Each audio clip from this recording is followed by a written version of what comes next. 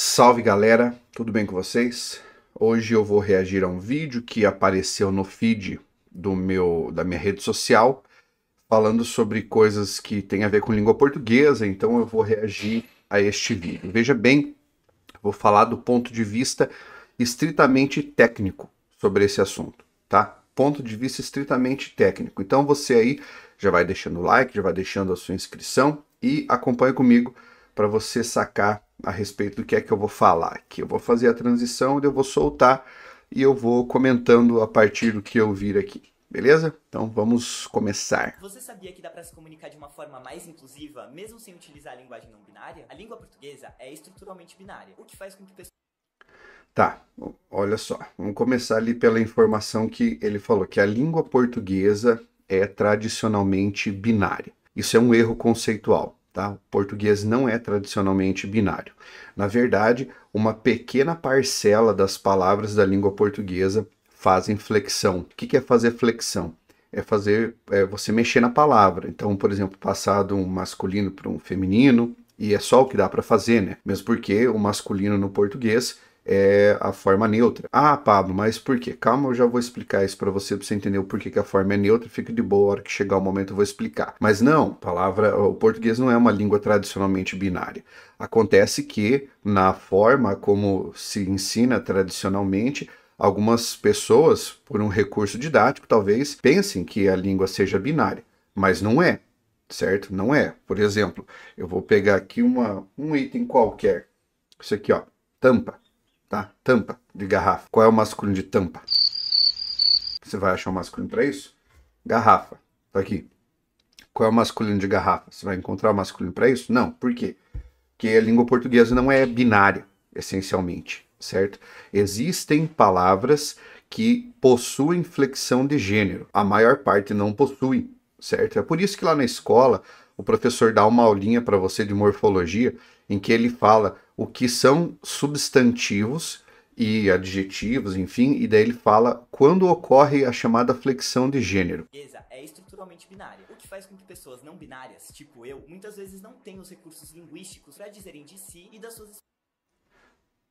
Bem, parou de novo, tá? Ele falou que as pessoas não binárias não possuem recursos linguísticos para falar de si ou das suas experiências, o que também está errado. Porque, sim, possuem recursos linguísticos para isso. Mesmo porque, se você quiser utilizar uma palavra neutra, basta você utilizar na sua forma neutra. Acontece que as pessoas confundem uma coisa chamada gênero gramatical com gênero biopsicossocial, certo? O gênero biopsicossocial é o que entra no debate quando você vai falar a respeito de pessoas não binárias. O gênero gramatical fala sobre o gênero de uma palavra e não sobre o gênero da coisa. Voltando ao meu exemplo, eu tenho um lápis, certo? O lápis, ok? O que aparece aqui é um artigo, certo? Que está antecedendo a palavra lápis. A palavra lápis recebe o artigo o, não porque o lápis seja um cara, mas sim porque a palavra lápis é do gênero masculino, certo? Ela é uma palavra masculina. Vamos pegar o mesmo caso aqui. Eu, Pablo. O nome Pablo é uma palavra do gênero masculino, se empregada para um cara que se chama Pablo. Nesse caso, você fala o Pablo. O que eu quero que você entenda aqui é que o substantivo Pablo, que dá o meu nome, é um substantivo masculino, independentemente do que eu seja. O gênero da palavra Pablo é da palavra, não meu. Isso vale para qualquer outra coisa. Isso também vale para os adjetivos, né? Se eu digo animal querido, isso vale para o adjetivo concordando com a palavra animal. Você fala o animal, é o gênero da palavra e não do animal em si. Mesmo porque quando você fala de animal, você pode falar macho e fêmea. Mas tudo bem, vamos continuar. Vamos deixar o rapaz aí continuar a sua elocução. Vai lá. Experiências. A gente acredita que a linguagem não binária é necessária, inclusive já é uma realidade. Toda língua... Ele falou aqui que a linguagem não binária é necessária e já é uma realidade. Nesse ponto, eu concordo com ele, ela já é uma realidade. Porque quando a língua portuguesa foi formada, ela foi formada numa derivação do latim. Português é um romanço, né? O que é um romanço? Romanço, ou língua românica, é uma língua descendente do latim, o idioma que se falava em Roma. No latim, existiam 3 gêneros: o gênero masculino, o gênero feminino e o gênero neutro. E daí o que acontece? Na evolução da língua portuguesa, a terminação do gênero neutro era uma terminação de forma sonora muito semelhante à terminação do masculino. Com essa terminação sonora, o tempo vai passando e a língua portuguesa, conforme foi sendo formada pelos seus contatos com diversas outras línguas, né, com o castelhano e tudo mais, o português abandonou o gênero neutro, que só era aplicado para coisas, e passou a designar todas as palavras masculinas, ou seja, a terminação do masculino e do neutro eram tão semelhantes que o neutro se anexou ao masculino. O que importa em relação a isso? Para nós não falarmos besteira do ponto de vista linguístico, importa que o masculino, na realidade, é o neutro. Então, você nunca vai fazer uma flexão para o masculino, você não passa uma palavra para o masculino. A única flexão de gênero que se faz no português é passar uma palavra do seu estado neutro para o estado feminino. Isso se a palavra não tiver nascido como uma palavra feminina. Por exemplo, tribo ou libido, que são palavras femininas. Nessas aqui você nem flexão de gênero faz, porque elas já nasceram femininas, entendeu? Elas não fazem flexão. A grande questão que o pessoal da linguagem neutra costuma advogar é sobre a flexão das palavras. Mas como eu falei, o menor percentual de palavras do português faz flexão de gênero. O menor percentual, uma quantidade ínfima em relação a todo o vocabulário de português. E quando se faz flexão de gênero, é sempre do neutro para o feminino. O masculino é o neutro não porque alguém impôs que o masculino é mais importante. Não, isso não tem nada a ver. Na história da língua portuguesa, o masculino é o neutro porque o masculino e o neutro eram muito parecidos no latim. Então, por isso, na evolução da língua, né, ocorreu essa transição do masculino para o neutro. Vamos continuar aqui, ó. Eu já sei até o que ele vai falar aqui agora. Ele vai usar o argumento de toda a língua é viva. Quer ver? Fica de olho. Lá, eu falei para você. Vamos lá.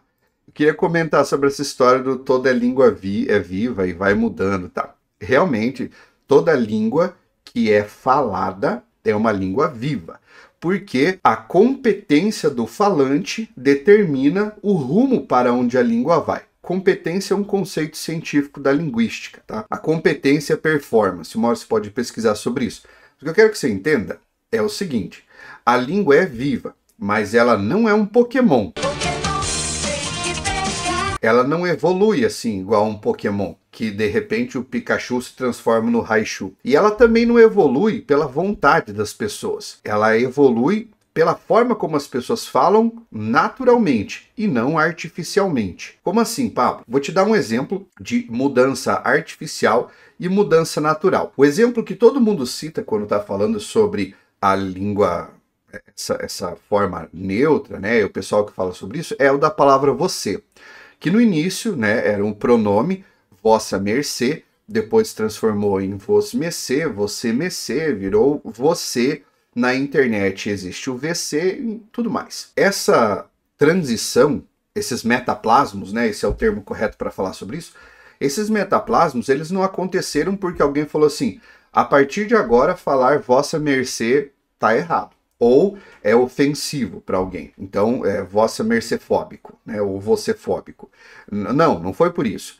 É porque a expressão vossa mercê já não era mais falada. Passou-se a utilizar você mecê, depois vos mecê e aí você. E você pode notar que a palavra você estacionou ortograficamente na palavra você. Mesmo que nós utilizemos na internet VC ou C hoje, a forma considerada correta não vai ser VC. A forma ortográfica que você utiliza, que está adicionalizada e tudo mais, é você.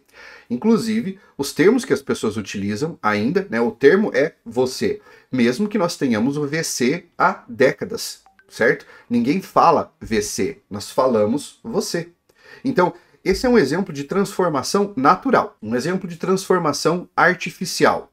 Quando você quer incorporar uma palavra porque você acha interessante, ou porque determinado grupo acha interessante. Isso pode valer para as gírias. Vou dar um exemplo de gíria que hoje quase ninguém usa, que é o termo style.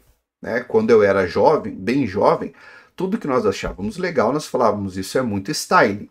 Quem falava style? O meu grupo. O meu grupo das pessoas que tinham a minha idade, que compartilhavam as mesmas crenças. Hoje, com 37 anos, eu não falo style. E o grupo que falava style também já não fala mais. E as pessoas que hoje têm a idade que eu tinha quando falavam style também não falam mais.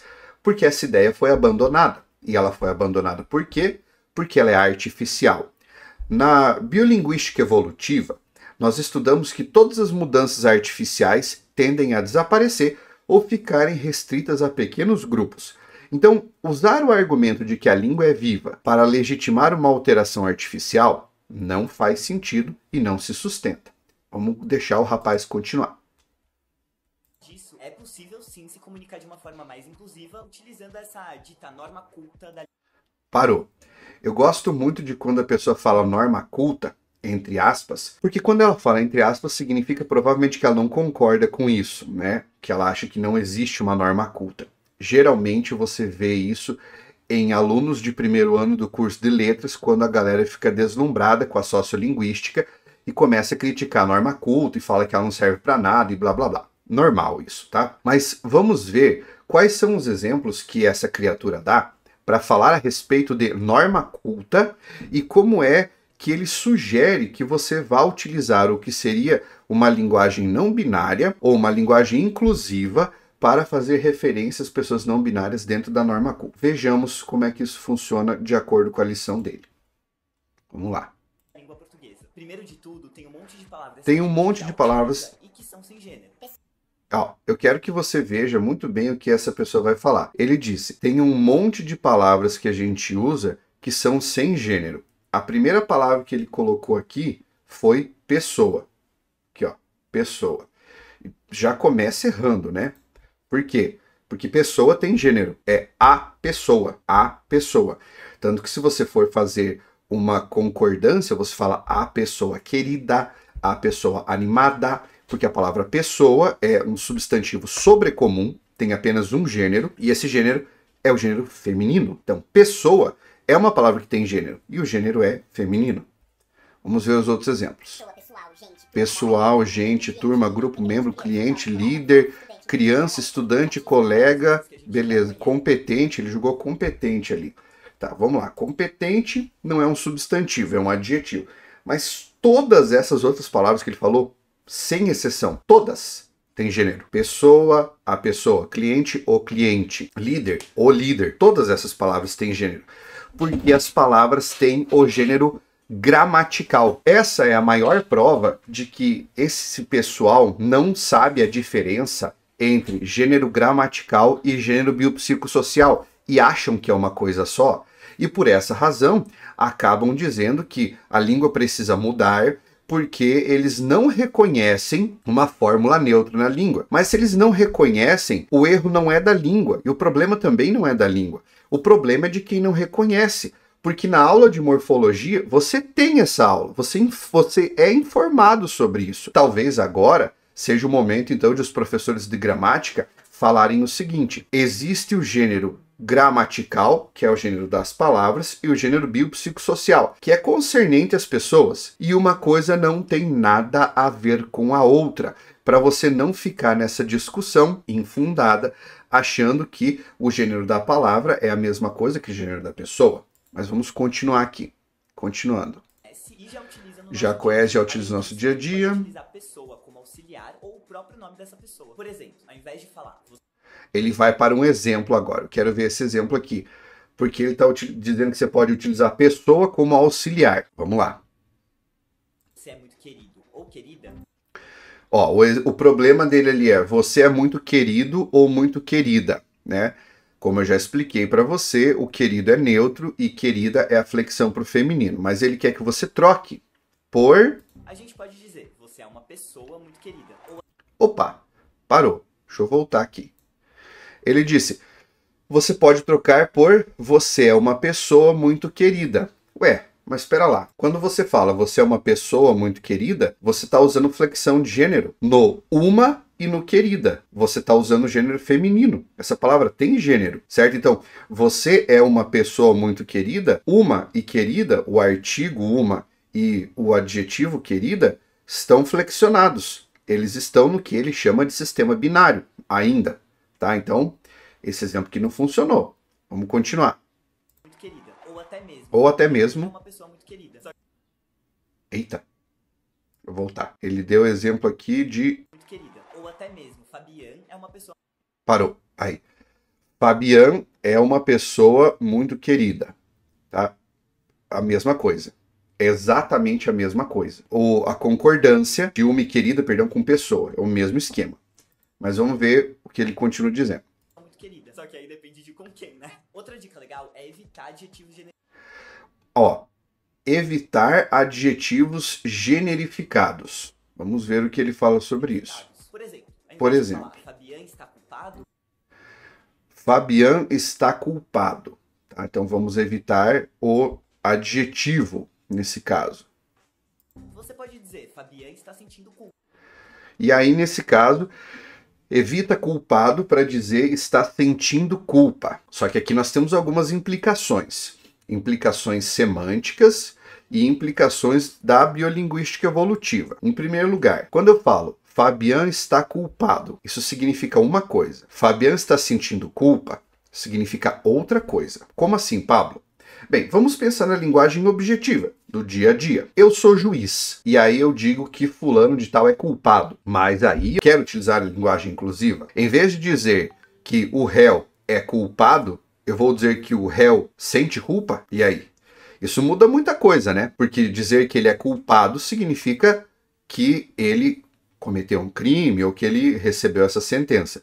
E dizer que ele sente culpa não tem nada a ver com isso. Muda o sentido. Essa é a implicação semântica. Então, vamos à implicação agora de natureza biolinguística, né? Biolinguística evolutiva. Nós evoluímos para utilizar cada vez menos palavras na nossa expressão linguística.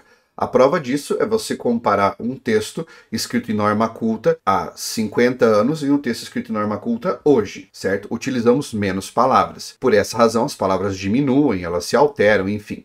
Então, na proposta que ele sugere, você vai utilizar duas palavras para substituir uma. Então, você vai criar uma nova categoria de locuções. Acontece que isso é contrário à evolução da língua, que você não evolui para mais, você evolui para menos, pelo princípio de economia linguística.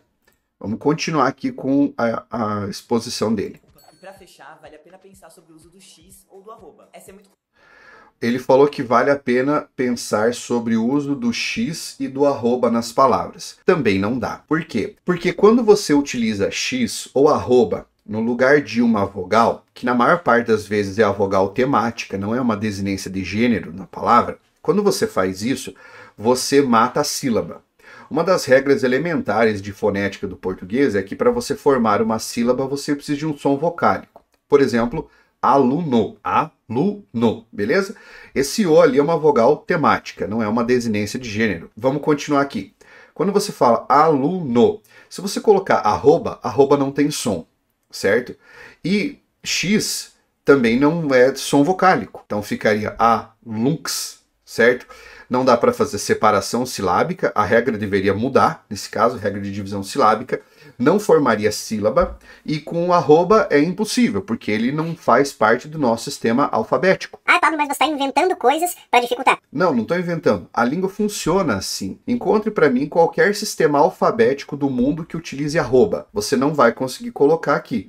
É um sistema alfabético. Você tem que pegar o alfabeto daquela língua e achar para mim o arroba lá no meio. Não existe, né? Justamente porque o arroba não é uma vogal, ele não tem som. E como a língua escrita é um espelho da língua falada, como vocês mesmos advogam, né? Que vocês dizem que a escrita é somente uma reprodução da fala, eu desafio você a falar com arroba ou com o X no lugar das vogais temáticas. Muito bem, continuando. Mas vale a reflexão. Quando utilizamos X ou arroba... Olha lá. Exemplo de quando usamos X ou arroba. Fale essa palavra aqui para mim. Certo? Não dá para você falar nenhuma dessas duas palavras. Não dá para falar. Lembrando que Quem diz que a língua serve para comunicação em primeiro plano, comunique-se com isso aqui. Comunique-se com esse, não sei como pronunciar, eu não sei porque não existe esse som. Prosseguindo. Pode acabar tornando essas palavras impronunciáveis ou ilegíveis. Por isso, o texto pode não ser reconhecido por plataformas de leitura para pessoas com deficiência. É isso que ele falou, é bem verdade.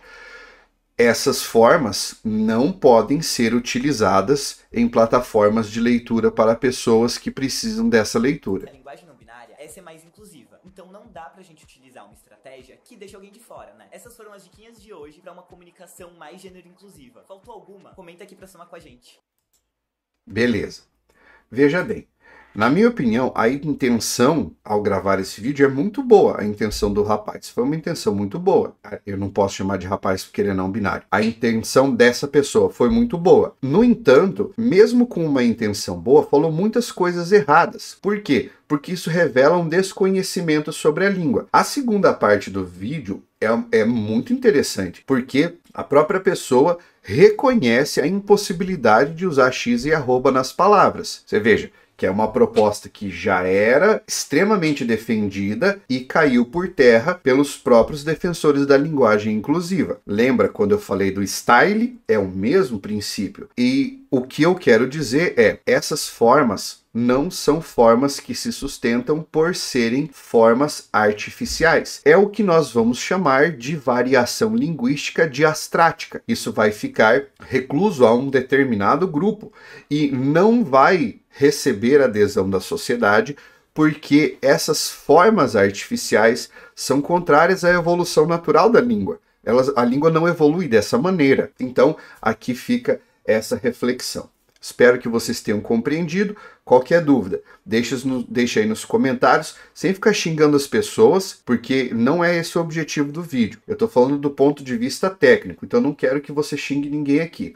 Deixa a sua opinião, um grande abraço, quiser debater, nós podemos debater. Até o próximo vídeo. Valeu!